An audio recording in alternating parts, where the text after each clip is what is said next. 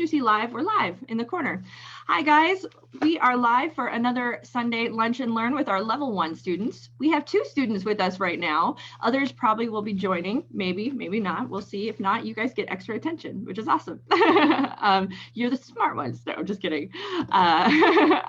So let me introduce you guys first, or have you introduce yourselves. First and foremost, Courtney. Hi, my name is Courtney and I am in California and I'm excited to become a certified life coach. Uh-oh, you muted.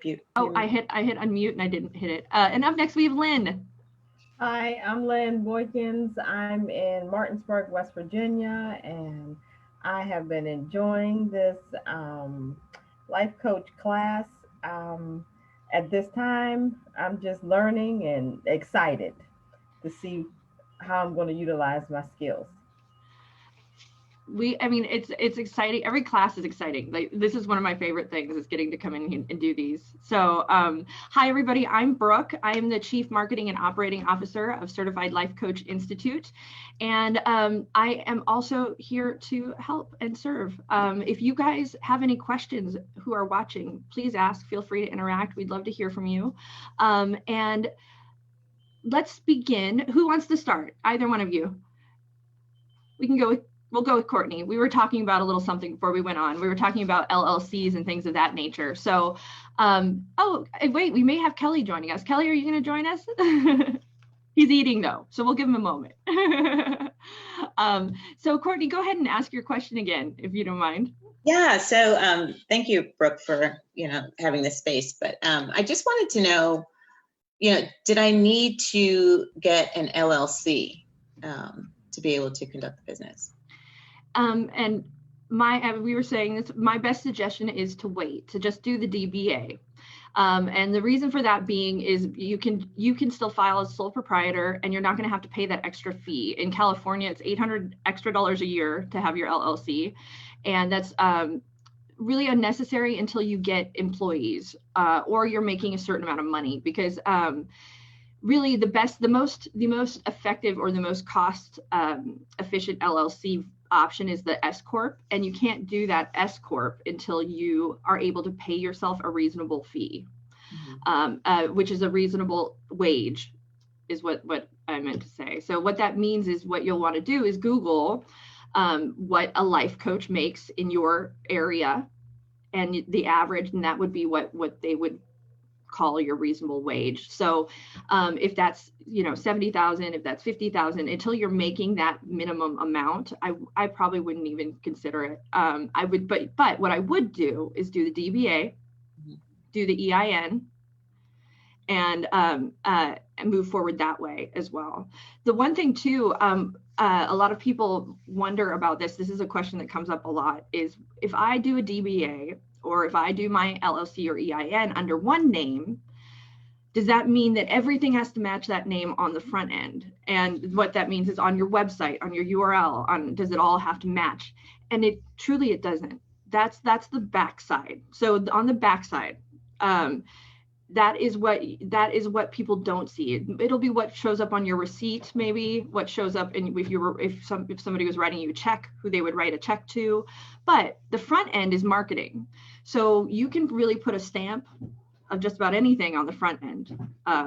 When we changed our name here at CLCI, we were Life Coach Institute of Orange County prior, and we changed to Certified Life Coach Institute. We still had all of our business, the back end, under Life Coach Institute of Orange County for a long time. We've actually switched it over now, but there was a few years, or a couple years, we were still operating with that as our back end name, but our whole front end had gone to Certified Life Coach Institute. So they don't have to match perfectly. Think of your website and your URL and everything as marketing. Hi, Deborah, how are you?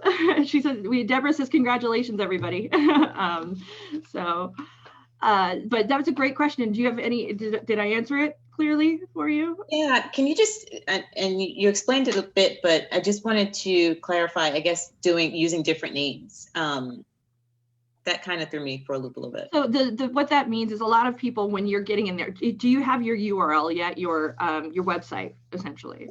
No. Yeah. So a lot of people, they'll name their business and they'll take care of the DBA side and they'll do all of that. And then they'll get in and they'll start to search for a URL and they'll find that they can't find one that matches what their intended business name is.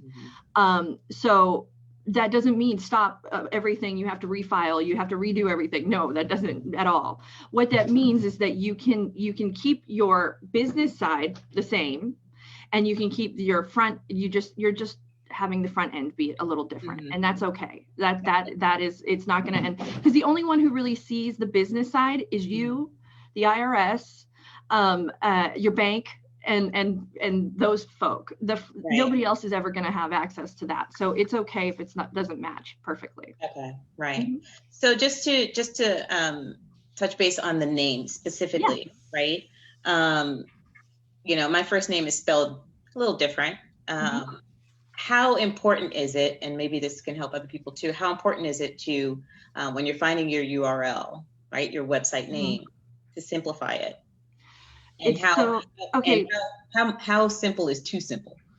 Well, I don't think there's such a thing as too simple. I don't think that, I really don't. I mean, maybe there is, because you want to have a keyword in there. So for the sake of SEO, in a perfect and ideal world, we're going to say, hi, Riand, how are you? Oh, there's somebody's interested in the program. I love that. So if in a perfect world, if we're talking SEO, which is search engine optimization, which is how people find you when they're Googling you. Right.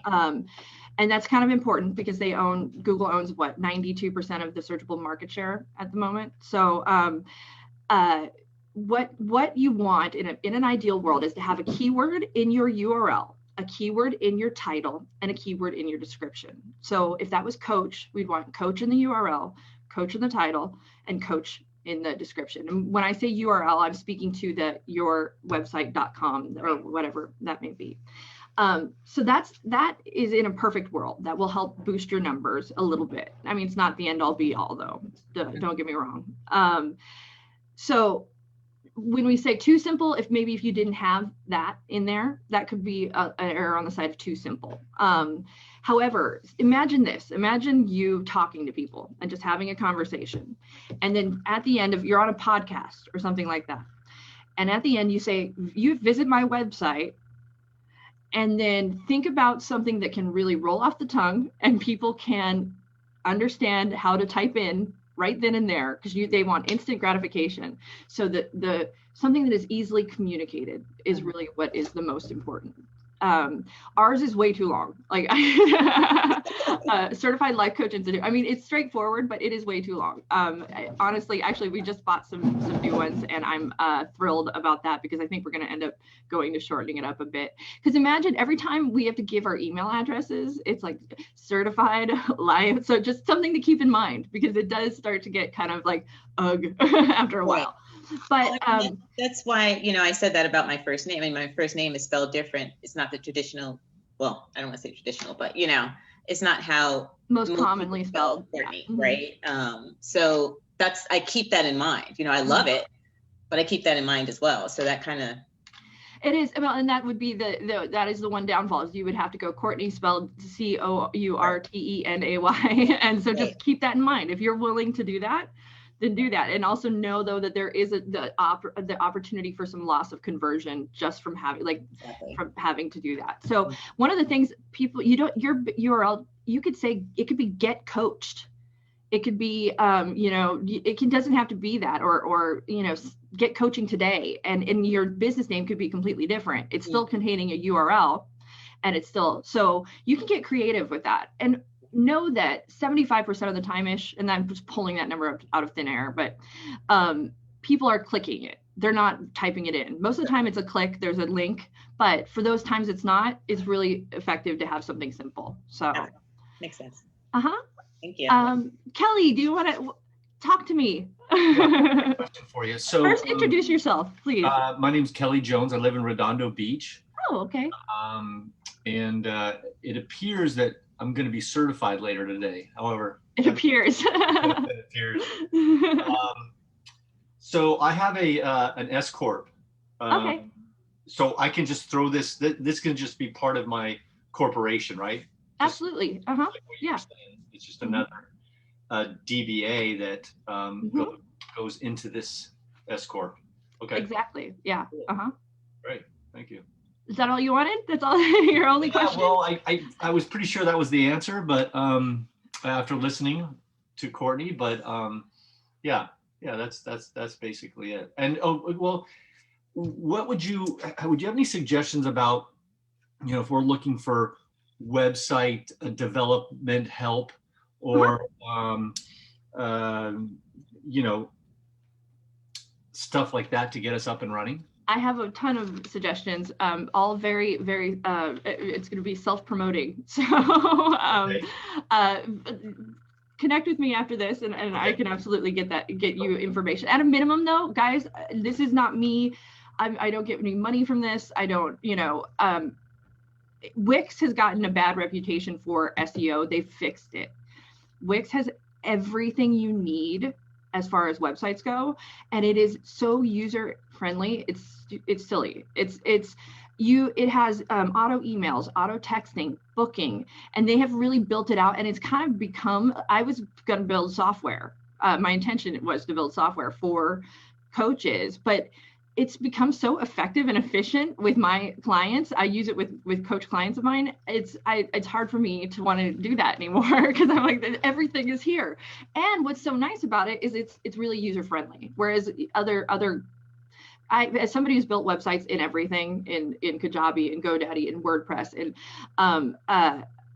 I think that Wix is by far the most easiest for me to go, okay, here to my clients and hand them that website and go, it's yours, run with it. And because the back end is just straightforward. There's no confusion.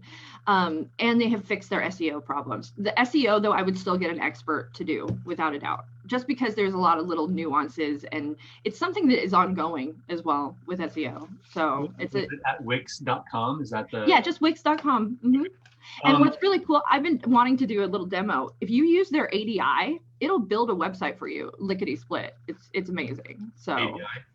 Yeah, it'll give you an option when you visit a new website or make a new website. It'll say, how do you want to build it? And choose the ADI option, and you'll have a website in less than. I could do it. I could show you guys right now. It's crazy how fast. Brooke, last question for me. I own the Coach Kelly Jones was a website that I had up and running, and I had to shut it down. Mm-hmm. But I still own the name. Is it going to be hard for me to get that out of where it was to?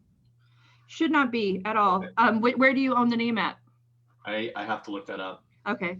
Yeah, it shouldn't be at all. Typically, you just have to do a transfer. And what you'll want to do before you do the transfer, though, is you're going to want to direct that to, well, it depends on if you don't have a live site, then don't worry about it. It's easy transfer. Regardless, they all make it easy transfers to get over.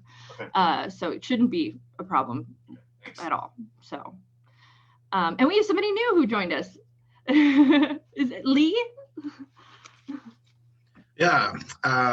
Hey, Brooke, it's XP Lee. XP. Hello. It's nice to meet you, XP. Yeah, pleasure. Go ahead and introduce yourself. Yeah, so hey everybody, my name is XP Lee. This has been a great level 1 training so far. Looking forward to getting started as a CPC, and I'm from the Minneapolis, Minnesota area. Yeah, looking forward to staying in touch with the class here and continuing my coaching path here. So one second before we go any further, I would like you guys all to take a moment and tell people what kind of coaching you're going to do, because this is an opportunity for people to get to know you. This is a moment for self-promotion. So if you're willing to, I'd love to have you guys do that. Yeah, sure. So I'm looking into, focusing on young adults and professionals. I think, as I've had experience working in youth programming and mentoring. And so, I find that there's this gap as they, head into college and out of college, especially with millennials and young men, trying to really find that strike that path for themselves in today's world and economy. So, helping them through leadership, relational, and cultural, and even spiritual spaces to be able to, have more fulfilling goals. So, yeah, thank you for that opportunity. I'm hearing you say is that you're looking to help young adults, so about the 20 age, somewhere in the 20s range. Yeah, I would say male. 20 to 35. 20 to, yeah, okay, males typically, with setting goals and leadership and basically getting the most they can out of life, right? Yeah. I like it. I should make you guys read your elevator pitches. That's normally what this ends up being. I like that it's different though. It's a good little, it's a nice variation. So Kelly, share as well. What is it that you'll be doing? So mine's going to be, I'm going to start off very specific until I feel like I've kind of mastered the this business. But mine's going to be specifically towards parents, high performance tennis players and their parents. Oh, cool. The whole idea is that it is a very, very difficult path to be successful. You got a lot of, it's very unregulated, and it's a lot of different opinions, and really just trying to help these parents put plans together to help their kids. And then on the other side of it is to help the players, because oftentimes the players are carrying around a backpack full of emotions, a backpack full of pressure, and trying to help them relieve or release some of this junk that they're carrying around that really affects their ability to play at their best level. So very cool. Yeah. So I like that. That's unique. That's a new, I think you're the first that I've heard with that. It's good. I'd like it though. That's a good thing. That's a very good thing. So, and I see the need for it as well. I mean, massive need. There's way more need. I have to create the need because the parents don't know how bad they need this. Mm-hmm. I've been in coaching high performance players and professionals for the last 30 years. And what they don't know is what's hurting them. So my question for you is, how do you communicate that message to them? How do you get, I mean, I have ideas, but I'm just wondering what your thoughts are. That's something I got to figure out. Luckily, I've had a lot of success in my career as a pro and as a coach, coaching some of the best professional players. So I have a bit of a name recognition with this specific group of people. I'm thinking too, it would be really beneficial for you to have testimonials, especially if you get video, that's even better. But that's the first thing that I'm going to do. Yeah, because that I think having those people they're saying, hey, I didn't know how much I needed this until I had it, and it's amazing, will be really, really helpful for you in your case. Yeah. Yes, that's going to be one of the first things I do. Yeah. Courtney, your turn. Okay, so still work in progress here, but I'm definitely going to be focused on helping individuals who may have experienced loss or experiencing grief. And that can be, whether they lost a loved one or going through divorce or, it could be adolescents too, going through whatever they're going through. But basically just to find their self-love again, and finding themselves and finding that joy again, right? And helping them live their best life. When you had you did your ideal client exercise, who was it? What were they struggling with? I had to narrow it down because I had two, right? So I had two people, but it was a woman who was divorced, okay, with kids in her 40s,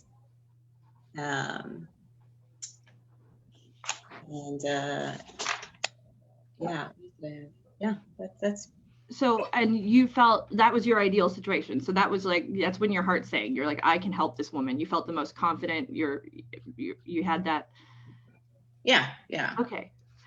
I just don't feel like you're married to it yet. I just because I'm open, right? I sense hesitation. Because I'm so open, right? I'm open to anyone, whoever walks in the door. Let's go there. Let's get to it.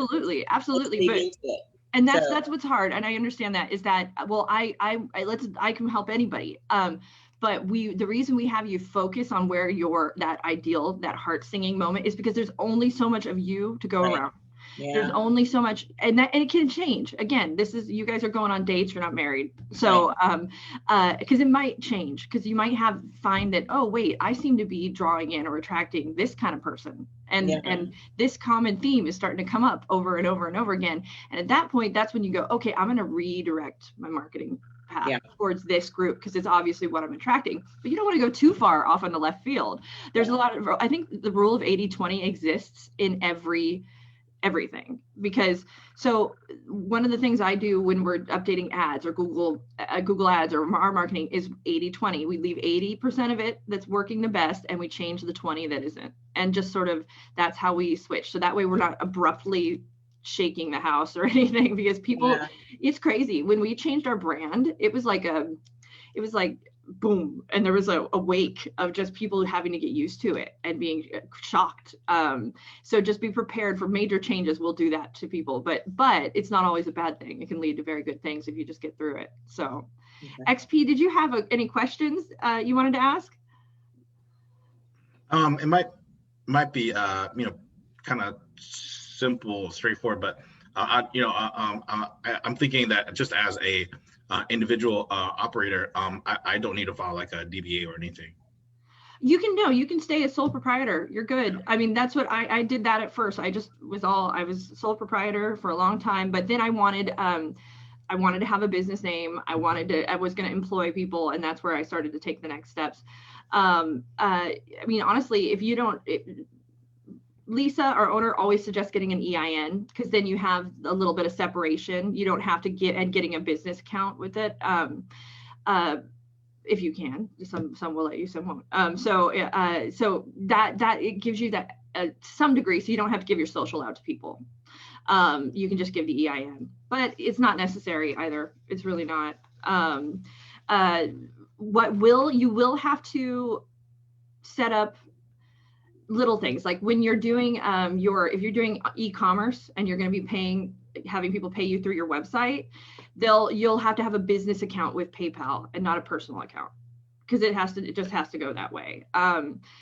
You can set up your business account under your social though. You can, so you don't have to. And EIN though, it's free. If you do it, all you have to do is log on between working hours and file for it, and you got it. It doesn't cost you anything. So yeah. Do we have any other questions? Hey, Brooke, I just wanted to say something. I just wanted to thank you for being so persistent, and I wouldn't have been here today I don't feel like had you not really encouraged me to do this course and encouraged me to use this your program.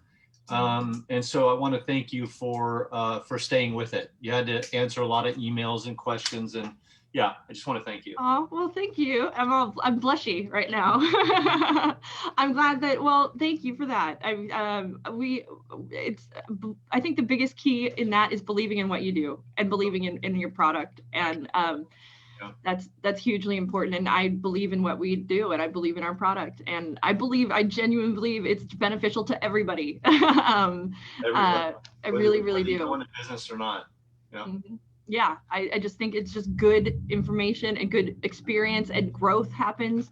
I mean, the fact that tell me, what is it like being coach and client in this thing? Tell me, just share your experience if you can. Go ahead, XP is awesome. XP, go ahead. Or Courtney, you want to say? No, today I learned so much about both sides of those, and it was a real eye-opening experience today, especially for me.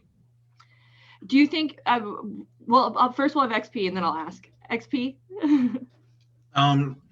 Yeah, I think being the clients was easy enough, getting, being vulnerable and allowing yourself to share, your feelings on things, and really it's kind of experiencing that space to just reflect. And I think all of us heading into the training, we're really open to that space. So I think we were, definitely willing to be clients ourselves. But yeah, it was definitely just a very thoughtful process, and that's what I appreciate most as being a client. And then being the coach, there's definitely some systemic procedural stuff that we're all like trying to deal with, like trying to avoid the fixing and the nail and the advice giving and holding back on things and really sticking to the right line of questioning. As we get more experience, obviously that should get better. But yeah, it was really interesting to learn that structure and then to try to take it on and absorb it and make it part of your pattern, right? It's your like habits. flexing a new muscle. I mean, really, Yeah. it's like, because we've gotten so, I mean, we as people are used to doing things one way, and that is typically giving advice, and that is typically, telling people what to do. So it's really a whole new way of learning how to communicate with people, and it's crazy. I mean, it can be difficult. And then when you start to flex into the open-ended questions versus the yes and no, and then trust me, nobody's perfect. I'm not. I'll ask a closed-ended question, and then it happens, but that's okay too, though. That's the one thing is it's. When you say right questions, I always want to say there's no such thing as right question. There's no such thing as the right question.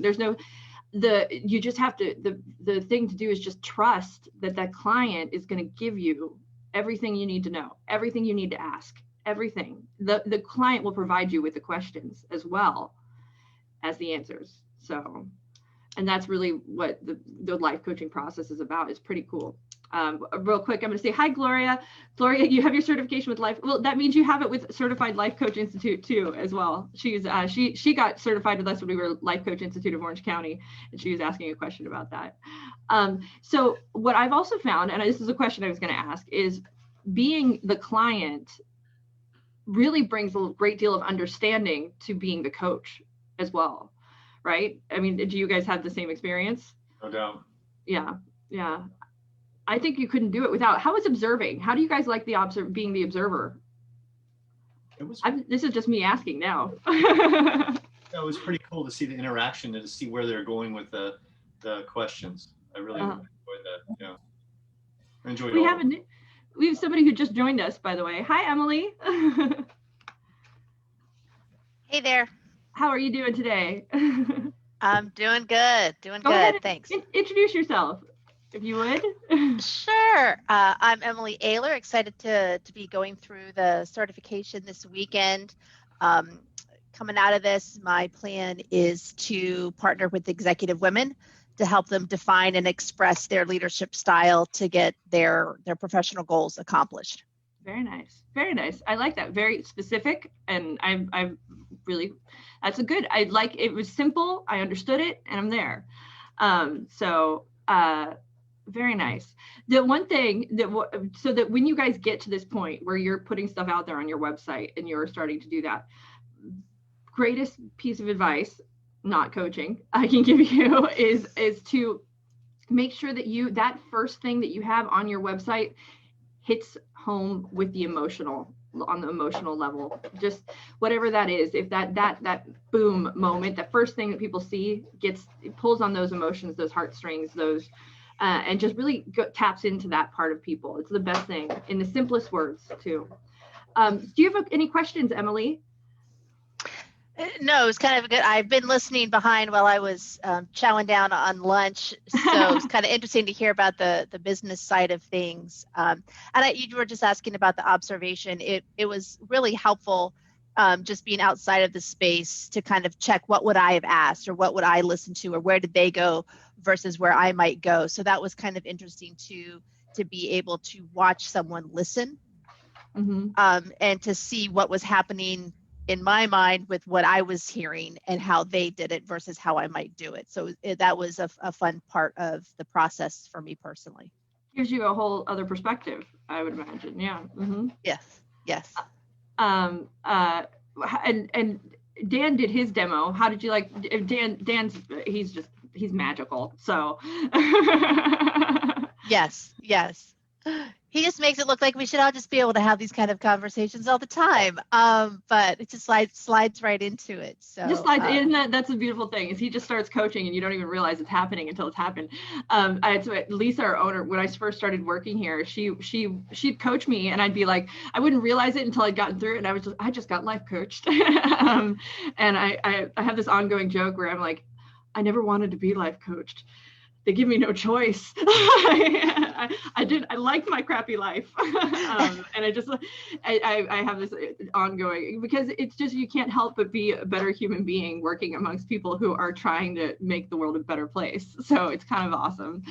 Hi, Leanne. She said, thank you for sharing. And she said, blessings to you. Do we have anything else we want to cover? I mean, we can keep it short. If we don't need to coach when there's nothing to coach. So, do you guys have any other questions? Anything you want to say? Anything you want to share? If not, we can just say bye-bye. I'll give you a moment.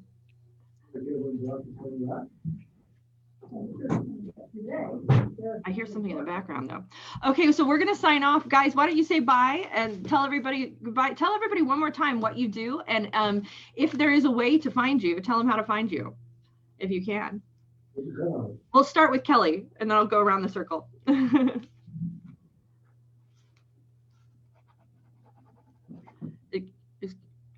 Kelly, did you hear me? Right. Oh, there you go. Yeah, I'm on Facebook. I don't have that website anymore, so I'm on Facebook. That's probably the easiest way. And yeah. Perfect. Yeah. And then up next, XP. Yeah, thanks guys. Thanks Brooke so much. You can Facebook search for XP Lee. And I'll be the guy with the long hair. It should be at one of the top 3. Okay, perfect. And Emily? Hi, yes. Emily, if you're a woman looking to get some coaching in, please find me. Best way is on LinkedIn, because you can also see my corporate experience that might be helpful as background and context to see if I'm a good fit for you. And Courtney. Thank you. And thank you again, Brooke, for this space. But yeah, Courtney, and I can be found on Facebook as well. Spelling is Tenay, not Ney. Yeah, luckily it's on the screen, so they have that going for us. So I'm going to do a quick wrap up for you guys. And remember, Kelly Jones is coaching tennis players and their family members to help them get through. XP young adults who are transitioning into college, out of college, that want to reach their goals. Emily helping business women reach their professional successes and goals. And Courtney helping women going through loss or transition, grief of some kind, to discover their new lives. So, and their new joys and new way to live, right? So thank you guys so much for watching. Thank you guys for commenting and interacting. We appreciate that. And we will see you on Tuesday at 4 o'clock, everybody. If you like the video, check out Certified Life Coach Institute. Make sure you share, like, and comment. And thank you for watching, everybody. Bye-bye. Thank you, Brooke. Thank you, guys. Thank you so much.